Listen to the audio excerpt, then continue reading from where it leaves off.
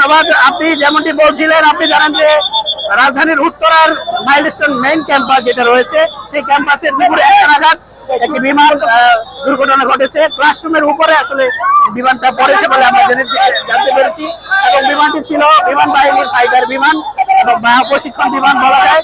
এই মুহূর্তে হতাহতের সংখ্যা আমরা সঠিক না জানলেও প্রচুর পরিমাণে হতাহতের ঘটনা রয়েছে। ইতিমধ্যে নিহত হওয়ার ঘটনা ঘটেছে, এবং আশেপাশে যে হসপিটাল গুলো রয়েছে, সরকারি হসপিটাল, সেই হসপিটাল গুলোতে কিন্তু এখান থেকে স্টুডেন্টদেরকে নিয়ে যাওয়া হয়েছে। আপনারা জানেন যে, দেখতে পাচ্ছেন এখানে যে রুমটি রয়েছে, এই রুমের উপরে কিন্তু বিমানটি পড়েছে, আসছে পড়েছে।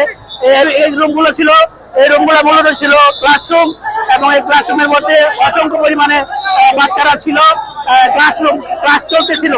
এই অবস্থায় এখানে কিন্তু নৌবাহিনী, সেনাবাহিনী সহ কিছু আইন শৃঙ্খলা বাহিনীর সদস্য রয়েছে, এবং বিমান বাহিনী সহ সকল ধরনের আইন শৃঙ্খলা বাহিনী কিন্তু ইতিমধ্যে এখানে চলে আসছে।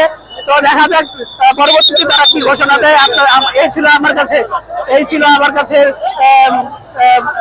আজকের যে ঘটনা। এখানে যে গার্জিয়ানরা রয়েছে, গার্জিয়ানরা কিন্তু এসে ভিড় করছে, কান্নাকাটি করছে। আপনাদেরকে বলে রাখতে চাই, আপনারা দেখতে পাচ্ছেন এখানে কিন্তু অসংখ্য জনতা এখানে ভিড় করছে।